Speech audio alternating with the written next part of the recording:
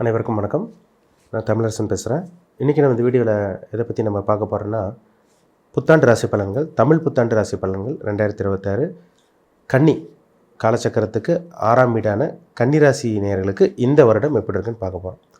கன்னிராசி, உங்கள் ராசிக்கு வந்து பாருங்கள், உங்கள் ராசிக்கு 7ஆம் இடத்துல சனி மீன ராசியில் இருக்கார்.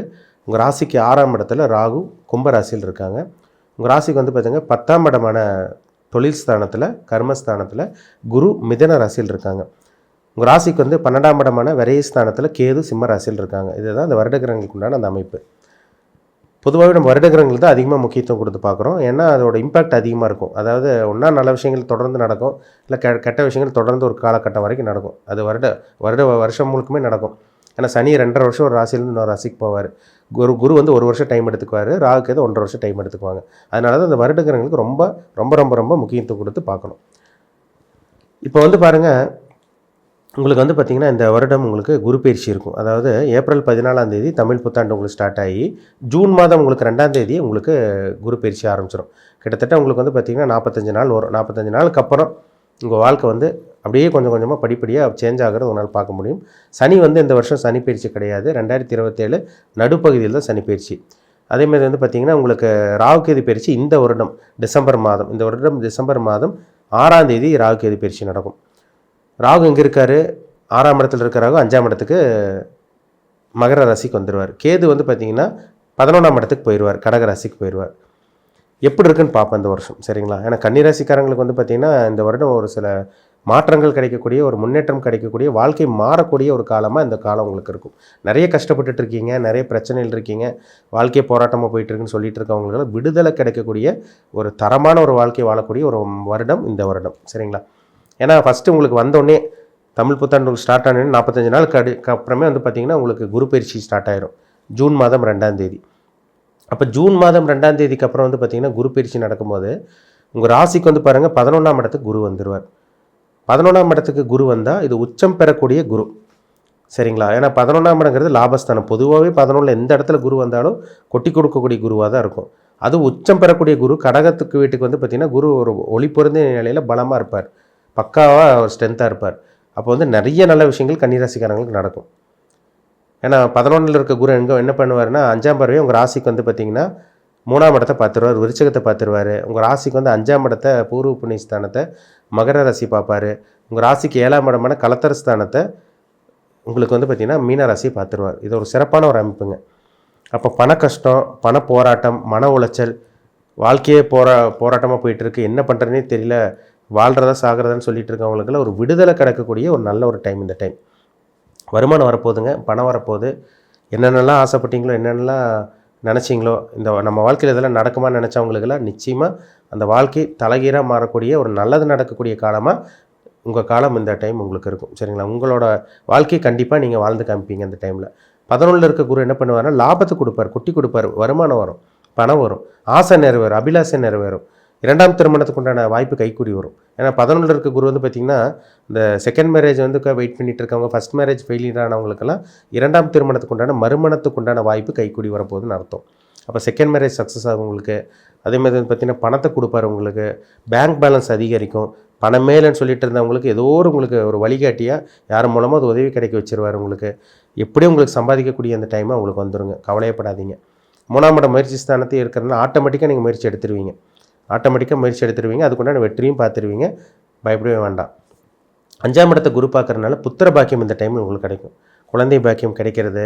அதே குழந்தை பாக்கியத்துக்காக வெயிட் பண்ணிட்டு இருந்தவங்க, ரொம்ப காலமாக வருஷக்கணக்காக மாதக்கணக்காக வெயிட் பண்ணிட்டு இருந்தவங்களுக்கு புத்திர பாக்கியம் கிடைக்கக்கூடிய ஒரு நல்ல ஒரு நேரமாக அந்த டைம் உங்களுக்கு இருக்கும்.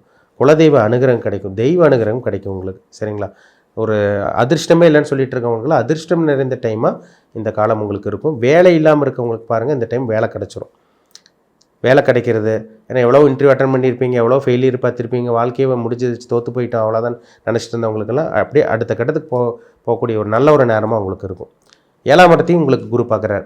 சனி 7ல் இருக்கிற சனி வந்து பார்த்திங்கன்னா உங்கள் ராசியை பார்த்து அப்படியே குழப்பிட்டே இருந்திருப்பார், அப்படியே மந்தமாக அப்படியே ஸ்லோவாக அப்படியே வச்சுட்டு இருந்திருப்பார். இந்த குரு வந்து சனி மேலே விழுகிறதுனால அந்த திருமண தடங்கள் வழங்கும் உங்களுக்கு. முதல் திருமணத்துக்கு உண்டான அந்த வாய்ப்பு கைக்கூடி வரும். காதல் திருமணம் உங்களுக்கு நிறைவேறும் இந்த நேரத்தில். ராசி சனி பார்த்தாலே கொஞ்சம் ஹெல்த் பிரச்சனை அப்படி இப்படின்லாம் இருக்குங்க. இந்த அதெல்லாம் உங்களுக்கு கண்ட்ரோல் ஆயிரும். கன்னிராசிக்காரங்களுக்கு வந்து பார்த்திங்கன்னா அந்த உடல் ஆரோக்கியத்தில் இருந்த பிரச்சனை கொஞ்சம் கொஞ்சமாக குணமாகிறத பார்க்க முடியும். ஏன்னா சனி மேலே குரு பார்வை விழுகுது. அப்போ வந்து திருமணத்துக்கிட்ட இருந்த வந்து பிரச்சனை விலகும். நல்ல வரன் தேடி இந்த டைமில் உங்களுக்கு வந்துடும். வரன் பார்த்துருப்பீங்க, அமைஞ்சிருந்துருக்காது, போராடிருப்பீங்க, எவ்வளோ பரிகாரம் பண்ணியிருப்பீங்க, என்னென்னமோ பண்ணி பார்த்துருப்பீங்க, மனசு விட்டுருப்பீங்க. இந்த டைம் திருமண வாய்ப்பு கைக்கூடி வரக்கூடிய காலமாக உங்களுக்கு இருக்கும். கூட்டு தொழிலில் இருந்த அந்த பிரச்சனைகள், சங்கடங்கள் அதெல்லாம் உங்களை விட்டு விலக போகுது. கணவன் மனைவிக்குள்ள இருந்த கருத்து வேறுபாடு, கணவனோ அல்லது மனைவிக்கோ ஹெல்த் பிரச்சனை இருந்தவங்களுக்கெல்லாம் அந்த ரூட் கிளியராக போகுதுங்க. சரிங்களா? ஆரோக்கிய பிரச்சனை ரெடியாக போகுது உங்களுக்கு. அதேமாதிரி வந்து பார்த்திங்கன்னா உங்களுக்கு குரு வந்து உங்களுக்கு வந்து பார்த்திங்கன்னா 7ஆம் இடத்தை பார்க்குறதுனால நண்பர்களை தேடி உங்களுக்கு வருவாங்க. இந்த டைமில் நல்ல நண்பர்கள் தேடி வருவாங்க. ஏன்னா நண்பர்களாலே உங்களுக்கு பிரச்சனை நடந்திருக்கும், புரியாமல் இருந்திருப்பாங்க, உங்கள் ஆப்போசிட் இருக்கவங்க உங்களுக்கு தொல்லை கொடுத்துருப்பாங்க. அதெல்லாம் உங்களை விட்டு விலகி நல்ல நண்பர்கள், புதிய நட்பு, புதிய அறிமுகங்கள், ஒரு அந்நிய நபர்களோட பழக்க வழக்கங்கள் ஏற்படுறது, இந்த மாதிரி விஷயங்கள்லாம் கண்டிப்பாக அந்த டைமில் உங்களுக்கு கிடைக்கும். பயன்படுத்திக்கிங்க. 5ஆம் இடத்துல வரக்கூடிய ராகு வந்து பார்த்திங்கன்னா அது குரு பார்வையில் இருப்பாருங்க. 6ல் இருக்கிற ராகு 5க்கு வர்றாரு. அது பெருசாக உங்களுக்கு தொல்லை கொடுக்காது. அது உங்களுக்கு புத்திர பாக்கியம், நல்ல புத்திர பாக்கியம் இந்த மாதிரிலாம் கொடுத்துருவார்.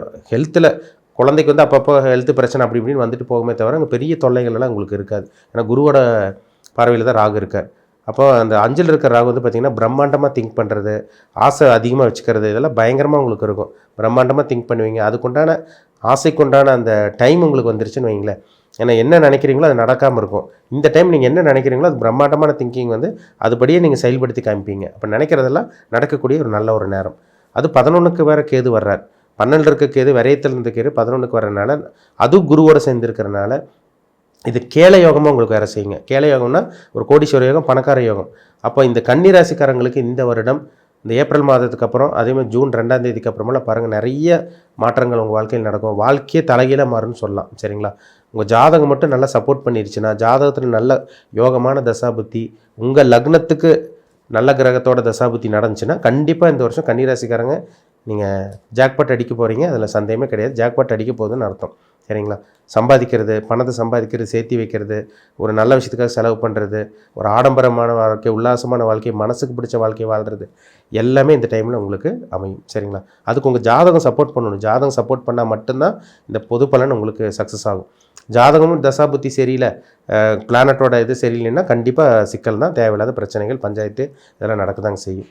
அதனால் உங்கள் பிறப்பு ஜாதகத்தில் என்ன லக்னத்தில் பிறந்திருக்கீங்க, என்ன நட்சத்திர பாதம், நீ கன்னிராசியில் வந்து பார்த்திங்கன்னா என்ன நட்சத்திரம், அஸ்த நட்சத்திரமா, சித்திரை நட்சத்திரமா, இல்லை வந்து பார்த்திங்கன்னா உத்தர நட்சத்திரமா, என்ன நட்சத்திரத்தில் இருக்கீங்க, அந்த கிரகத்துக்கு உண்டான அமைப்பு இப்போ தசாபுத்தி போயிட்டுருக்கும்.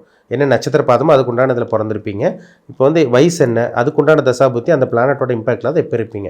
அந்த பிளானட் உங்களுக்கு சப்போர்ட் பண்ணால் மட்டுமே தான் இப்போ இந்த பொது பலனும் உங்களுக்கு சப்போர்ட் பண்ணி உங்களுக்கு 100% ரிசல்ட் கொடுக்கும். அப்போ இது ரெண்டும் மேட்ச் பண்ணி பார்த்தா தான் நம்ம அக்யூரேட்டாக சொல்ல முடியும். அதனால் உங்கள் பிறப்பு ஜாதகத்தை பாருங்கள். நல்ல கர்மால் இருக்கீங்களா, கெட்ட கர்மால் இருக்கீங்களா, என்ன அனுபவிச்சுட்டு இருக்கீங்க, இதெல்லாமே அவங்கவுங்க ஜாதகத்தை பார்த்தா தான் நம்ம தெரிஞ்சுக்க முடியும். சரிங்களா? மீண்டும் அடுத்த பதிவில் சந்திக்கும் வரை உங்களிடமிருந்து விடைபெறுவது உங்கள் சோதரர் தமிழரசன். நன்றி, வணக்கம்.